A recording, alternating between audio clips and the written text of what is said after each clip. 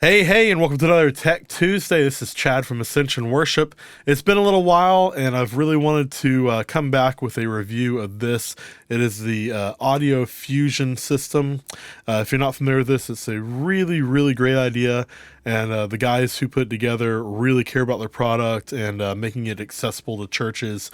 What this is a means of turning a regular old iPhone like I have here into a wireless in-ear mixer body pack all in one through your actual iPhone.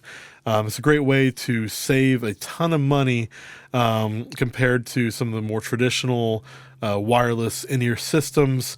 But the purpose of today's review is to not review the entire product. You can go online, find that information at audiofusion.com. We're going to talk about what everyone wants to know is how much, if any, latency is there in this system. So what we're going to do today is using my iPhone. We're going to do a quick test. I'm going to record some audio and let you guys hear the end result.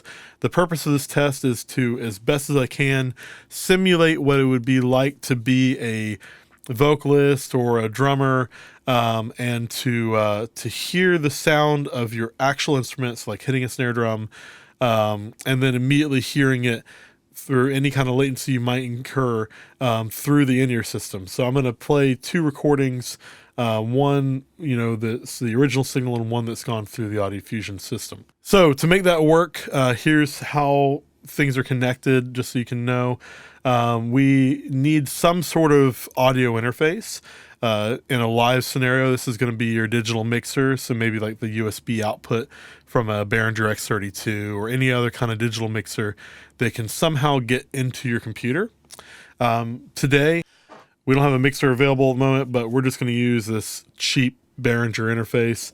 It doesn't really matter what we're using for this test.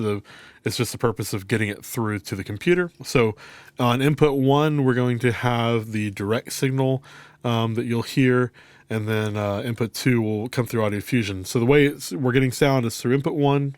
It's then going through my MacBook Pro, which is a 2018 MacBook Pro, so fairly new. That is then going through the Soundcaster app from Audio Fusion. Then we're disabling the wireless internet on my MacBook Pro, and instead it's going wired to this wireless router that was suggested by Audio Fusion. This is a pretty nice, pretty expensive router.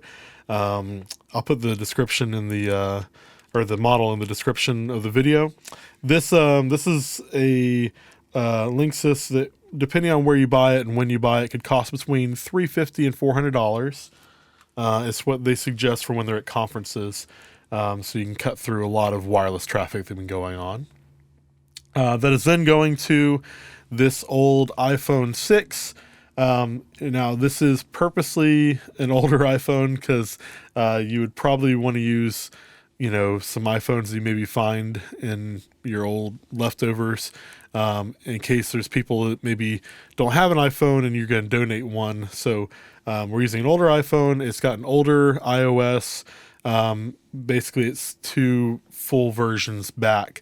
So when they started making and selling the iPhone 7, that's probably about the time I stopped updating this OS, just to make sure there are no issues.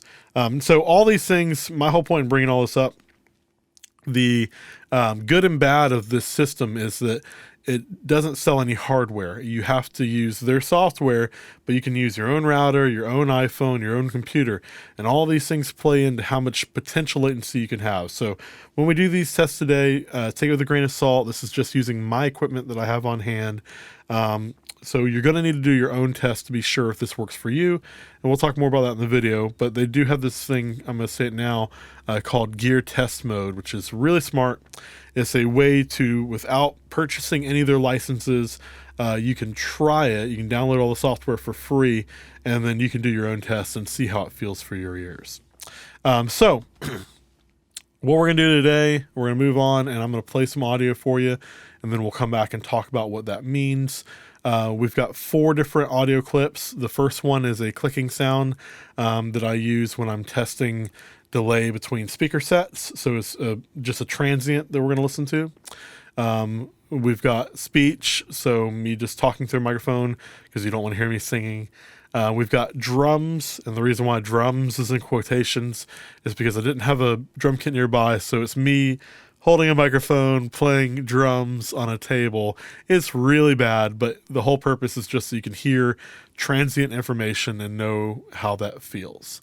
And then finally, music. It's just one of our city worship tunes that's playing through an iPad into the computer, and we'll be able to hear if there's any tonal or dynamic changes from running a signal like that coming through.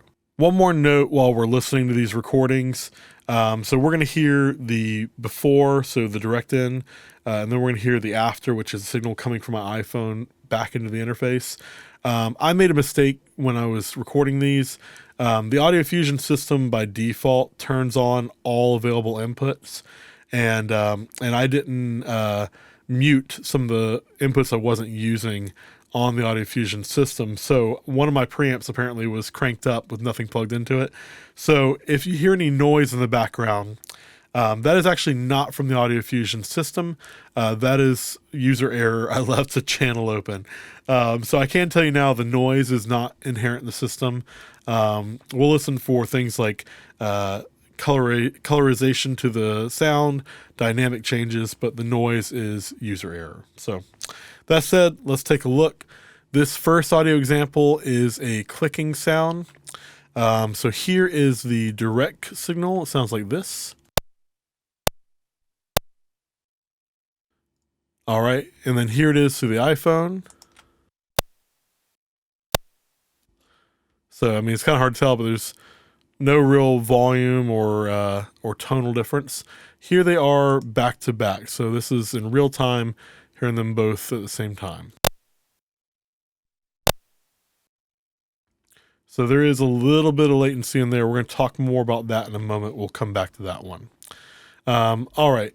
Here is some speech. So this is just the input, the original channel.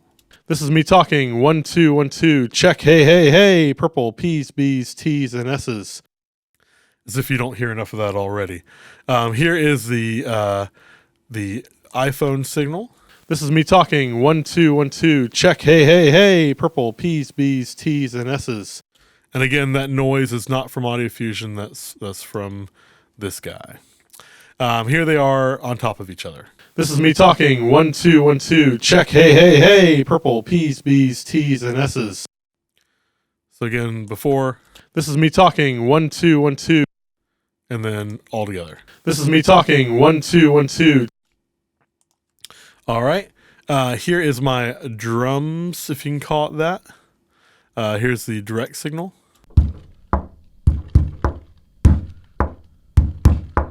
It's a fat beat. Here it is for the iPhone. Again, the noise is my fault.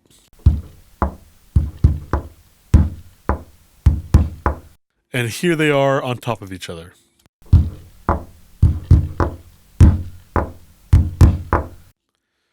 All right. And then finally, here is some music. Here it is direct.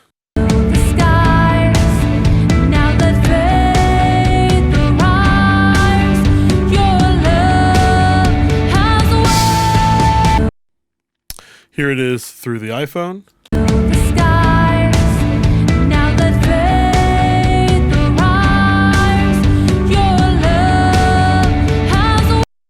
And to my ears, there's a little bit of change in the low end, but there's not a massive difference between the two, which is very encouraging. I was very impressed with the lack of change in sound between the devices. I thought it was going to degrade more than is noticeable to my ears.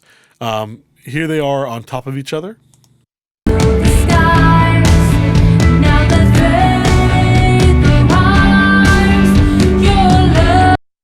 So again, here it is direct. And all together.